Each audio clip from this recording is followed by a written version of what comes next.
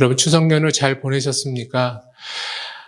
그 추석 연휴 동안 여러분 뉴스를 접하신 분은 알겠지만 가족 간에 살인이라는 참극의 뉴스가 몇 건이 이제 보도가 되었습니다. 인간사 가장 가까운 관계라고 할 수 있는 가족 간에 서로 죽이고 죽고 하는 일이 벌어진 것입니다. 이런 것은 참으로 애석한 일이 아닐 수 없습니다. 이 모든 것이 우리 인간이라고 하는 자들의 연약함이고 죄 문제로 낳은 인류의 그 결과입니다. 우리가 창세기에도 보는 것처럼 가인이 아벨을 죽이는 것 같은 그런 모든 것이 우리들의 죄의 결과의 모습입니다. 우리는 얼마든지 이와 같이 보이는 것으로 가족을 죽이지 않았다라고 자부할 수는 있어도 보이지 않는 것으로 또 때로는 우리가 의식하지 못하는 것으로 얼마든지 우리는 가족뿐만 아니라 타인을 죽일 수 있는 사람들이 우리 모두입니다. 우리는 그러한 존재들입니다. 이러한 인간들 가운데 그리고 이러한 인류 가운데 하나님께서 작정하신 오래전에 작정하신 예수 그리스도가 이 세상에 오셨습니다. 우리는 그걸 잘 압니다. 예수가 이 땅 가운데 오셔서 십자가를 지셨다. 이것이 하나님의 작정이시고 하나님의 계획이셨습니다.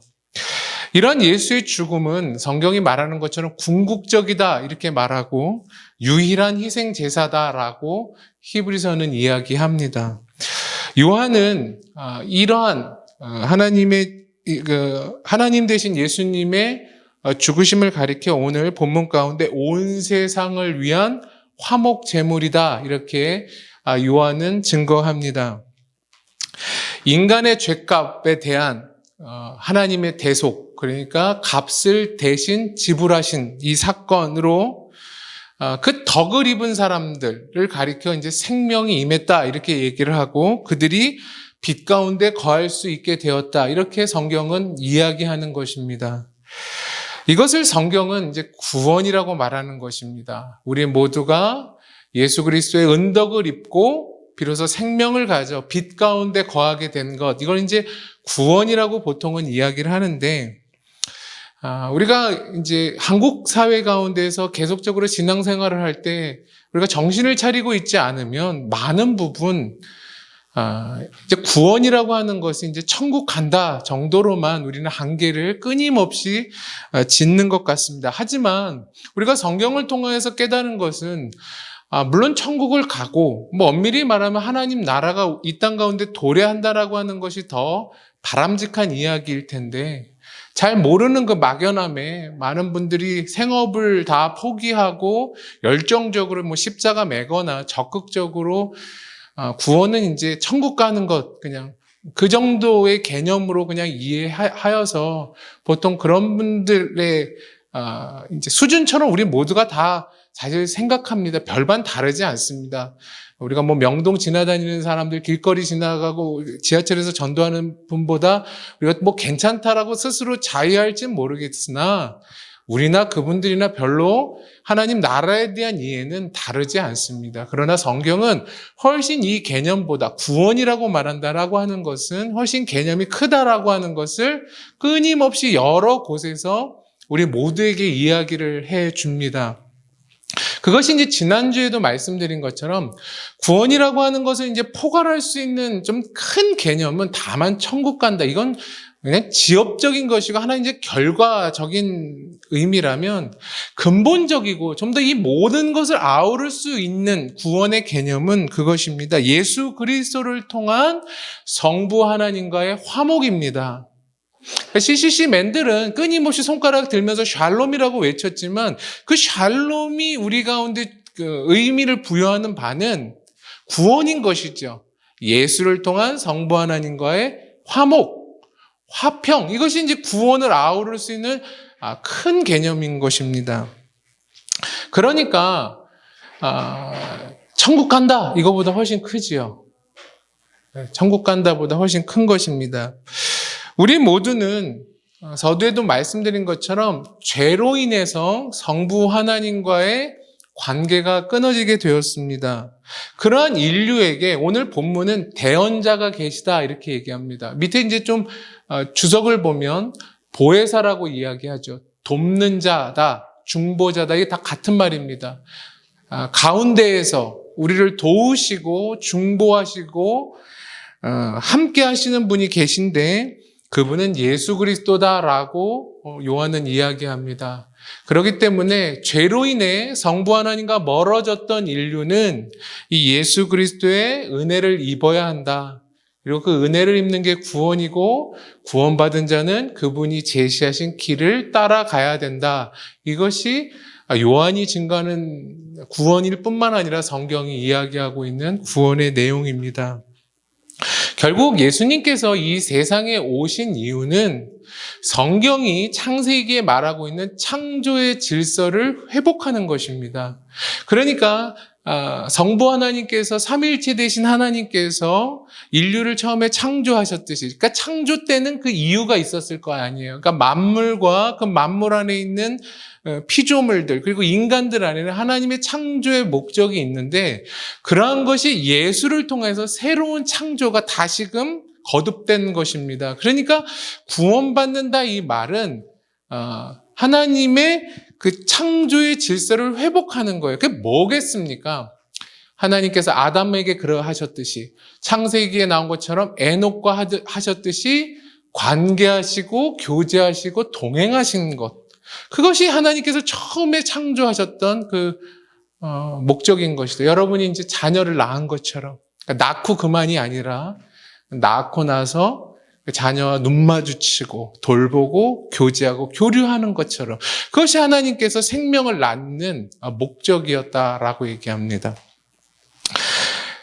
여기 이제 뭐가 등장하냐면 이제 사랑이 등장하는데 창조의 사랑이 등장하고 또 예수 그리스도의 죽으심을 통하여 새 창조가 일어났을 때에는 사랑이 등장합니다. 성경이 말하는 요한일서에서 증거하고 있는 이제 우리가 끊임없이 보겠지만 이제 사랑이라는 주제어가 있는데 여러분 사랑을 뭐라고 요한일서에서 정의하시겠습니까? 저는 이렇게 정의하고 싶습니다. 하나님이 세상과 죄인을 대하는 방식이다. 그게 저는 사랑이라고 생각합니다. 이것이 이제 요한일서에 등장합니다. 하나님 우리를 사랑하십니다. 하나님 우리를 끊임없이 자기 방식으로 우리에게 대하십니다. 큰 사랑으로 대하십니다. 그런데 그 사랑을 깨는 우리 안에 요소가 있는데 지난주에 본 것처럼 죄라는 요소가 등장합니다.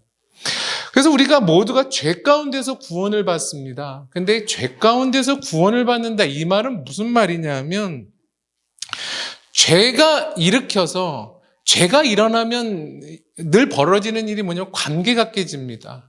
그러니까 하나님과의 관계가 깨지고 그 하나님과의 관계가 깨지자 인간사의 관계가 깨지고 더 나아가서는 만물 가운데 관계가 깨집니다. 우리는 그러한 지금 어려움을 인류가 겪고 있습니다. 안 그렇습니까? 환경을 우리가 무시할 수가 없습니다. 재활용을 할 때마다 죄책감이 너무 듭니다. 안 그렇습니까?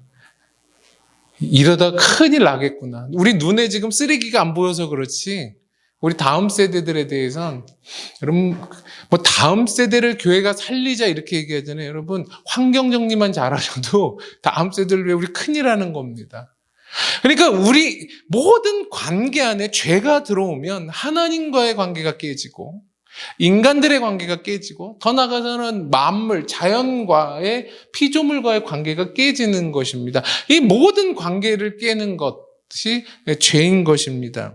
그러니까 이렇게 깨어지는 관계를 회복시키는 것, 구원하는 것은 오늘 성경에서는 오직 믿음으로만 가능하다 이렇게 얘기해요. 그럼 오직 믿음이란 말은 뭘까요?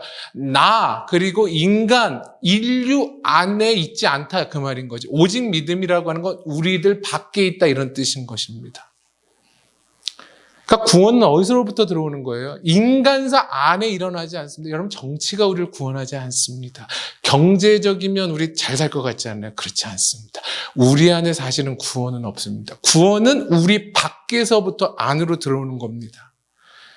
그럼 명상하고 뭐 하고 뭐 꼬고 뭐 이러면서 뭐 하늘을 닿으면 우리가 뭔가 이렇게 개과천선할 것 같이 다 여기잖아요. 그런 건 없습니다.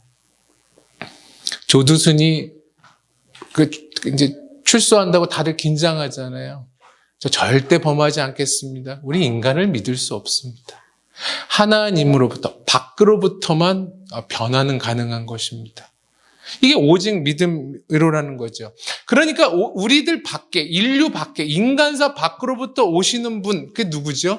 성경은 예수 그리스도다라고 얘기하는 겁니다.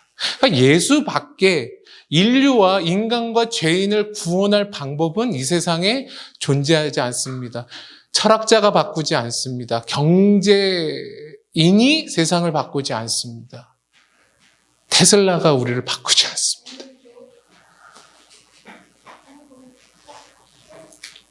그래서 성경은 오늘 그런 얘기를 하는 겁니다. 우리가 예수로 구원받은 신자라면 우리에게 돕는 이가 계시다. 그분이 예수 그리스도다. 그 말을 하는 것이 오늘 본문인 것입니다. 저희가 다 믿으십니까? 예수를 믿으십니까? 돕는 이가 계시다라는 것입니다. 우리 고아가 아니라는 말입니다.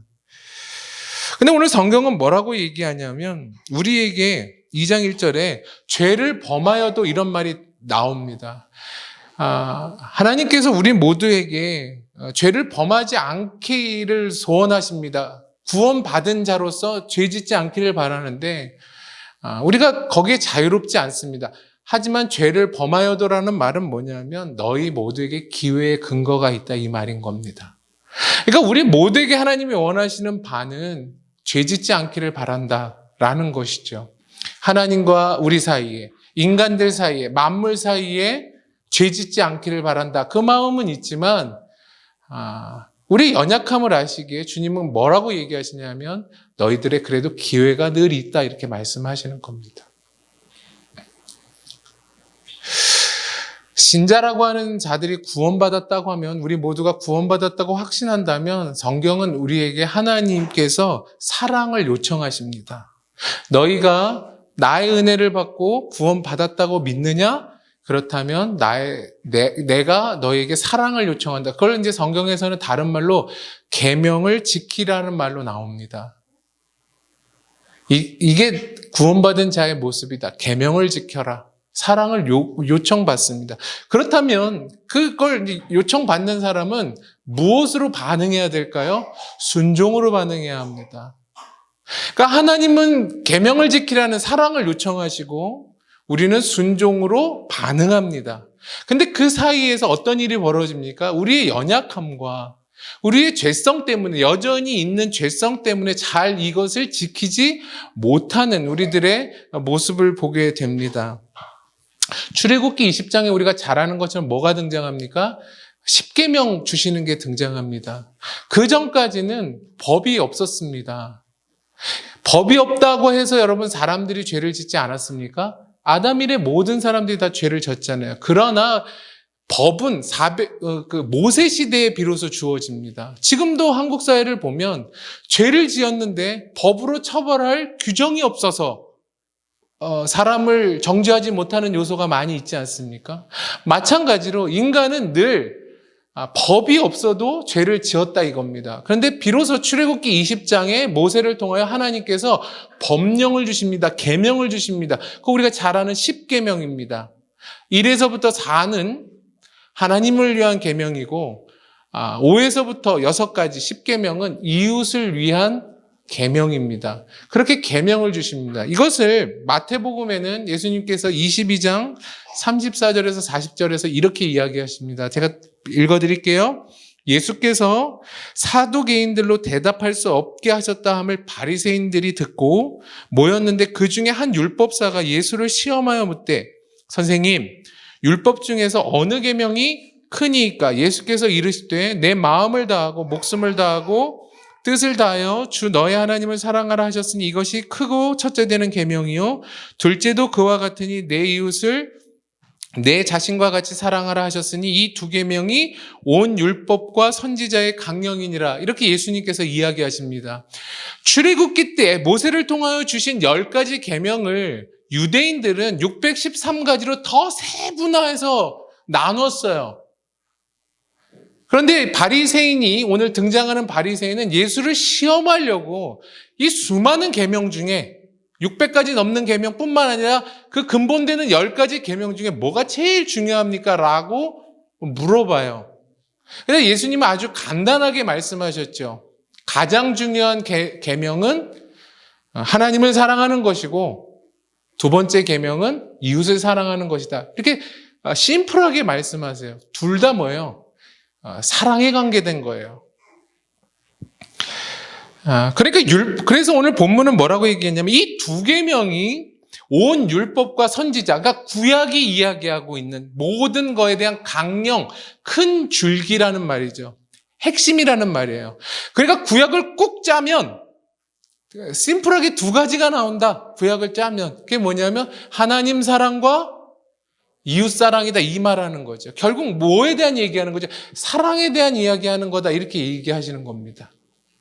그래서 구약을 자세히 보면 하나님께서 제가 아까 정리한 것처럼 끊임없이 세상과 하나님의 자녀, 죄인을 대하는 방식이 등장합니다. 혼내기도 하시고 때로는 방관도 하시고 아우르기도 하시고 보살피기도 하시는 수많은 여러분들께서 자녀를 기르실 때 하시는 그런 것처럼 수많은 것으로 다루십니다. 사랑을 근거로 하는 겁니다. 그래서 요한복음 14장 15절에 예수님이 그렇게 얘기하죠. 너희가 나를 사랑한다면 나의 계명을 지키게 될 것이다 이렇게 얘기해요. 그러니까 사랑한다고 하는 것은 그 사랑의 대상의 요구에 응하는 것입니다. 근데 이게 이제 쉽지가 않습니다. 계명이라고 하는 것, 우리가 계명을 듣는다. 주님의 이런 계명을 듣는다라고 했을 때 이 계명은 참입니다. 진리입니다. 그것을 요구하는 자의 기준인 것입니다. 그러니까 하나님으로부터 나온 계명은 하나님의 기준인 것입니다. 그냥 진리이지요. 그리고 그 계명은 뭐냐면 그걸 요구받는 자가 이대로 지키면 굉장히 풍성한 삶을 살아갈 수 있는 지표가 됩니다. 그리고 그거는 신자의 명분입니다. 명분이란 말은 뭐예요? 그 이름에 걸맞는 그 무엇입니다. 그러니까 계명은 그러한 의미가 담겨 있습니다. 참이고 진리이고 하나님께서 요구하시는 이 풍성한 지표이자 그 이름에 너희가 나의 자녀라면 그 백성과 자녀의 이름에 걸맞는 게 이 정도 품성이다라고 하지만 문제는 뭡니까? 우리가 거기에 못 따라간다는 겁니다. 많은 신자들이 이러한 계명을 외면하고 그러니까 하나님의 자녀라고 말하면서도 부정하고 이런 것을 두려워하면서 꺼립니다. 왜 그렇습니까? 그것은 자신들이 이걸 다 지킬 수 없다고 생각하기 때문에 그렇습니다. 그리고 지금도 하나님의 백성, 교인이라고 말하면서 신자라고 말하면서도 지키지 않는다는 걸 알기 때문에 우리가 부담스러워하는 겁니다. 한 선교사님과 그런 얘기한 겁니다. 한국교회 많은 목회자들이 여러분 왜 동성애에 대해서 이렇게 핏대를 올리는지 아십니까? 그분들이 동성애를 안 해서 그래요. 왜 간음에 대해서는 핏대를 올리지 않습니까? 왜 세상법을 지키는 것에 대해서는 이렇게 핏대를 올리지 않아요? 자기가 안 하는 거기 때문에 그래요. 이슬람, 동성애, 차별, 그건 자기와 상관없는 내용이기 때문에 그것으로 우리를 증명하는 것이죠. 우리가 그렇게 연약합니다. 그렇다고 제가 찬성하는 건 아닙니다. 그러나 세상은 그렇게 갈 것입니다. 왜냐하면 세상은 예수가 없기 때문에 그렇습니다. 우리 안에는 사랑 없는 실천이 부담스러운 겁니다. 그러니까 명분만 있지 하나님을 향한 애절한 사랑이 우리 가운데는 없거든요. 그리고 끊임없이 우리 가운데는 의무만 있거든요. 그러니까 우리 안에 이러한 계명을 들을 때 늘 부담스러운 건 사랑 없이 해야 된다는 명분 때문에 어려운 것입니다. 사랑이 있다면 우리는 모든 것을 다 극복할 수 있는 것이죠. 그러나 여러분, 우리에게 복음은 뭡니까? 생명의 근원 되신 예수 그리스도께서 우리를 만나시기 위해 오셨다라는 복음이 있습니다. 우리는 연약하고 우리는 때로는 하기도 싫고 우리는 하지도 못하지만 중요한 건 예수께서 우리 가운데 끊임없이 찾아오시고 개입하신다는 겁니다. 저는 기도할 때 이 단어 쓰는 거 굉장히 좋아합니다. 주님 간섭하여 주시옵소서. 간섭이란 말은 굉장히 부정적이잖아요, 우리한테. 간섭하지 마! 이렇게 얘기하지만 전 그 단어를 잘 써요. 주님 간섭하여 주십시오. 주님 내 삶에 끊임없이 찾아와서 내 문을 두드려서 좀 뚫고 와 주십시오라고 얘기를 해요. 저는 그런 기도를 굉장히 많이 합니다. 저는 그냥 늘상 소돔과 고모라가 허물어져도 소돔과 고모라의 뒤를 돌아보는 롯의 부인 같을 때를 많이 느낍니다. 근데 전 여러분 그 창세기 그 장면을 보시면 롯이 이게 뒤뚱뒤뚱거립니다. 그런데 천사가 밀어제껴요. 소돔과 고모라로부터 밀어제껴서 구원시켜요. 우리가 다 그렇습니다. 전 그래서 그 장면을 늘 상상하면서 주님, 저는 제 발로 한시도 구원을 향해 나갈 만한 사람이 아닙니다. 거기 보면 이제 소활성으로 피신했다고 그러잖아요. 적극성을 롯이 취하지 않아요. 롯이나 롯의 아내나 다 똑같아요.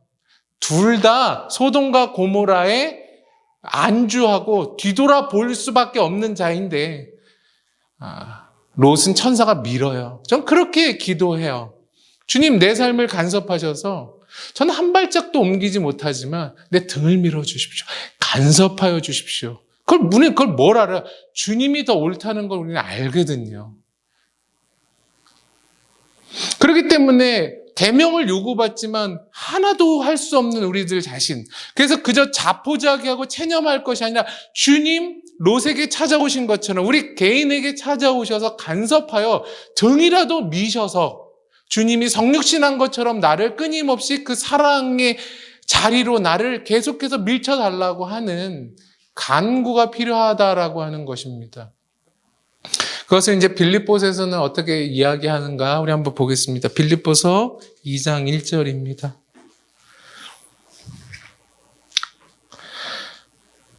빌립보서 2장 1절에서 5절입니다. 제가 지난주에도 말씀드렸는데 한번 1절에서 5절 제가 읽겠습니다. 그러므로 그리스도 안에 무슨 권면이나 사랑의 무슨 위로나 성령의 무슨 교제나 긍휼이나 자비가 있거든 마음을 같이하여 같은 사랑을 가지고 뜻을 합하여 한 마음을 품어 아무 일에든지 다툼이나 허영으로 하지 말고 오직 겸손한 마음으로 각각 자기보다 남을 낮게 여기고 각각 자기를 돌아볼 뿐더러 또한 각각 다른 사람들의 일을 돌보아 나의 기쁨을 충만하게 하라. 너희 안에 이 마음을 품으라. 곧 그리스도 예수의 마음이니. 여러분 본문은 뭐라고 얘기합니까? 예수께서 사랑의 마음을 품고 너희를 향해 내려오셨음을 기억할 필요가 있는 거예요. 그러니까 성도가 이렇게 해야 된다 이렇게 얘기하시면서 5절에 너희 안에 이 마음을 품으라 곧 그리스도 예수의 마음이니 이렇게 얘기해요. 그러니까 그리스도가 이 마음을 갖고 너희를 대했다. 그러니 너희들도 서로 이 마음 가져라 이렇게 얘기하는 겁니다. 그러니까 근거가 뭐예요? 우리 안에 서로에 대한 관계의 근거가 예수가 우리에게 행하셨던 걸 근거로 하라 이 말인 거죠. 예수가 뭘 하신 거죠? 죄인된 우리에게 뭘 하셨죠? 사랑의 모습을 대하셨죠. 그 사랑의 모습을 빌립보서는 좀 더 자세하게 표현합니다. 마음을 같이 하셨다 이 얘기죠. 그리고 사랑을 갖고 한 마음을 품으셨다. 그리고 우리를 돌보셨다 이거죠. 그러니까 교회 안에 여러 배경과 수준이 있을 수 있지만 한 마음을 품으시고 같이 되신 거잖아요. 인간이 되신 것처럼. 그리고 돌보셨다. 이것이 예수께서 사랑을 표현하신 모습이라고 하는 것입니다. 여러분, 이제 요한일서를 계속해서 보시게 되면 어떤 내용이 나오냐면 뒤에 가면 이제 적그리스도가 나와요. 그러니까 예수를 믿는 교인, 예수를 믿는 교회 안에 무엇이 등장하냐 하면 예수로 구원을 받았는데 적그리스도의 가르침, 이단의 사상이 신자와 교회 안에 흡수돼요. 그렇기 때문에 요한이 이 편지를 쓴 거거든요. 그러니까 그들 안에 예수로 구원받았는데 가르침은 예수의 가르침이 아니에요. 적그리스도란 말이 뭘까요? 예수의 가르침 아닌 사상이 들어오기 시작했다라는 말입니다. 그 결과 어떤 일이 벌어지냐면 사랑 없음이 등장해요. 그렇기 때문에 끊임없이 요한은 이 요한일서를 통해서 너희들 예수로 구원받았다. 그러니까 예수의 가르침 안에서 예수가 행동하고 요구한 것대로 행해야 된다라고 말하는 게 요한 1서예요. 근데 구원을 받았는데, 태어난 것은 내가 백조로부터 태어났는데 끊임없이 내가 어디에 영향을 받는 거예요? 뭐 오리의 영향을 받는 것 같이, 다른 것, 반백조의 영향을 받는 것 같은 모습이 지금 요한 1서의 수신자들에게 벌어지고 있다라고 하는 사실입니다. 그게 뭐예요? 거짓된 교리와 사랑 없음이었습니다. 여러분, 우리가 예수로 구원받았다라고 믿는다면 우리는 예수 안에서 하나님과 관계를 맺고 교제를 행해야 합니다. 그것이 진리 안에서 관계한다는 것입니다. 더 나아가서 그것으로 우리는 서로에게 행해야 합니다. 그것이 믿는 자의 모습입니다. 계명을 지킨다는 것이고 말씀을 지킨다라고 하는 것입니다. 여러분, 이런 것들 한 번에 안 됩니다. 생각했던 것처럼도 안 되고 또 하기 싫을 때가 태반입니다. 요구는 받지만 하기 싫은 것 다 연약함이고 우리의 죄성입니다. 그걸 우리는 이해해야 합니다. 그래도 괜찮습니다. 용서하시고 기회를 주시고 격려하시는 예수가 있기 때문에 우리는 또 하는 것입니다.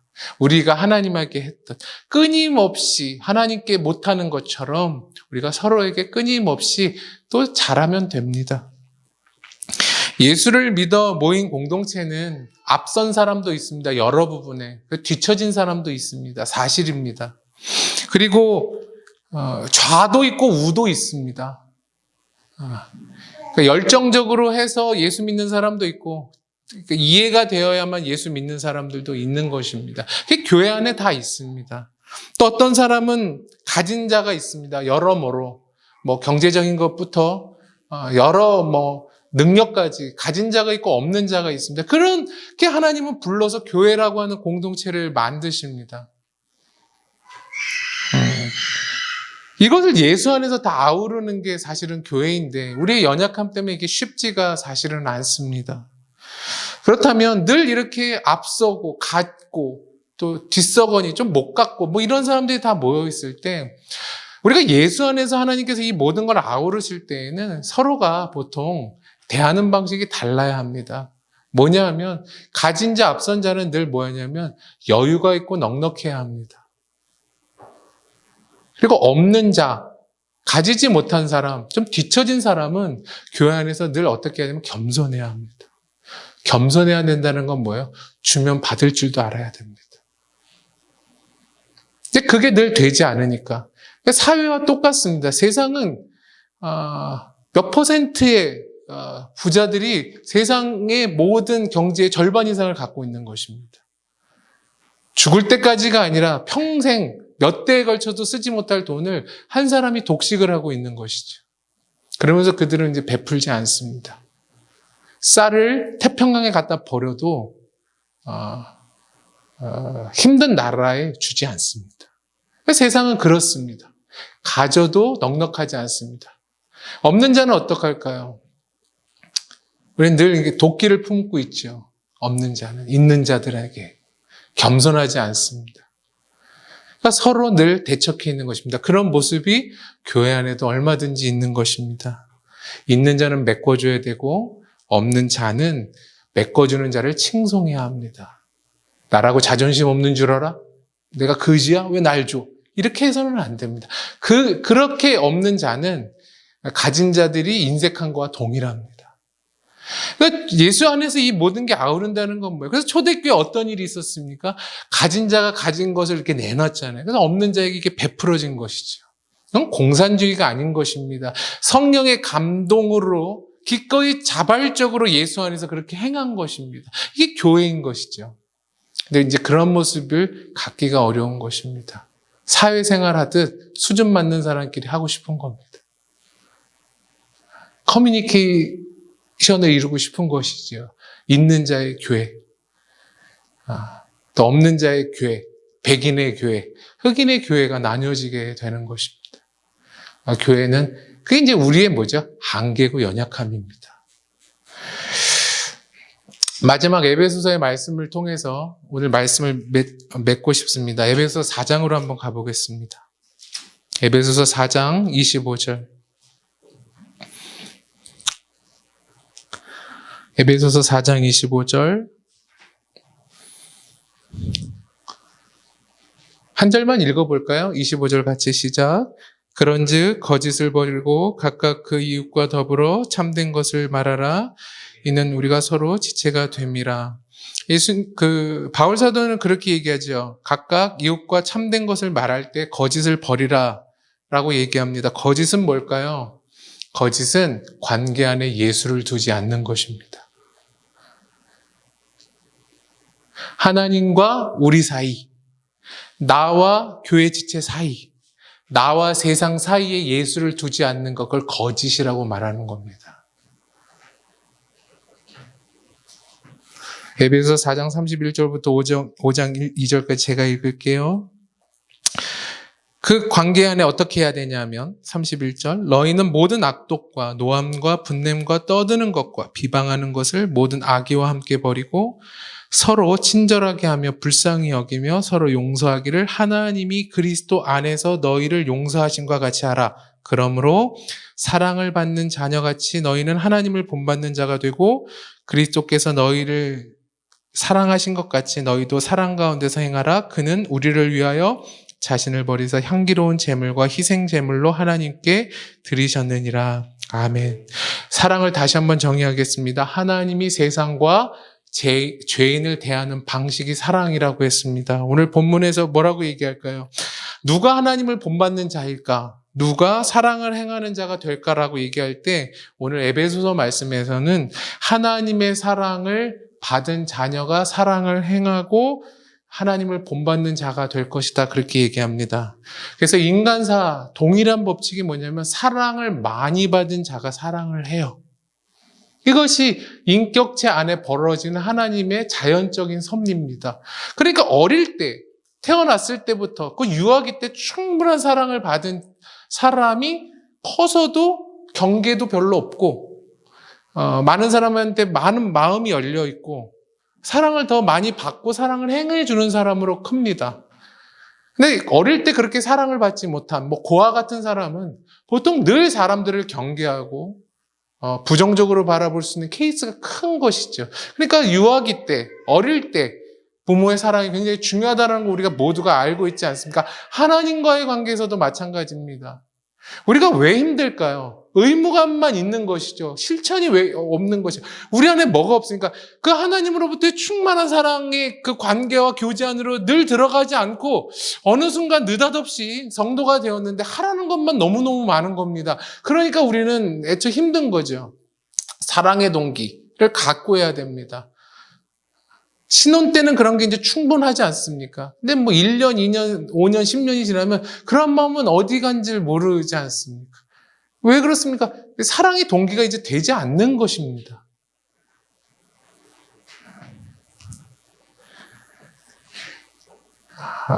다짐을 버리십시오. 어느 정도의 다짐은 필요하나 한국교회에는 사랑 없이 늘상 뭐가 있냐면 일사각오와 비장함만 있는 것 같습니다. 한국교회는 군대 같아요. 저희가 북한 같아요. 중국 같이 이렇게 이렇게 군대들 막 이렇게 지나가는 거 있지 않습니까? 열과 횡을 맞춰서. 저는 그게 하나도 멋지지 않아요. 그럼 북한 사람들 같이 박수 치는 거 보면 희열을 느끼십니까? 그렇지 않잖아요. 근데 한국교회는 여전히 그런 것 같아요. 비장하고 일사각오가 있고 모두가 하나가 되어야 된다라고 하는 그런 것에 있어요. 그러니까 뭐가 있죠? 경직되어 있는 것이죠. 그래서 저는 이제 흘러가야 된다라고 생각합니다. 우리는 사랑을 입어야 합니다. 하나님의 사랑을 충분히 입어야 되고 그 사랑 안에 넉넉해져야 됩니다. 그 사랑 안에서 오는 자유함과 유연함이 있어야 합니다. 그렇기 때문에 여러분 다짐을 좀 그만하시고 다짐보다는 사랑을 좀 많이 받으실 수 있게 되기를 바랍니다.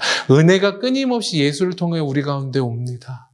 그 예수를 통해 끊임없이 하나님과의 깊은 교제와 관계를 하십시오. 그게 구원된 자의 모습이고 그 사랑으로 충만할 때 계명의 실천, 사랑의 실천은 그냥 흘러나오는 것입니다. 띠두르고 얼굴에는 죽상을 하고 밖에서 전도하지 마시고 뒤두르지 않으셔도 여러분의 모습을 통해서 혹시 예수 믿으시는 분입니까? 뭐가 그렇게 행복해서 이렇게 웃음이 나옵니까? 라고 질문을 받으실 수 있는 저와 여러분 다 되시기를 바랍니다. 한 주 동안에도 하나님의 충만한 그런 은혜와 사랑을 마음껏 좀 누리실 수 있는 그런 은혜가 저희 모두에게 있기를 축원합니다. 기도하겠습니다.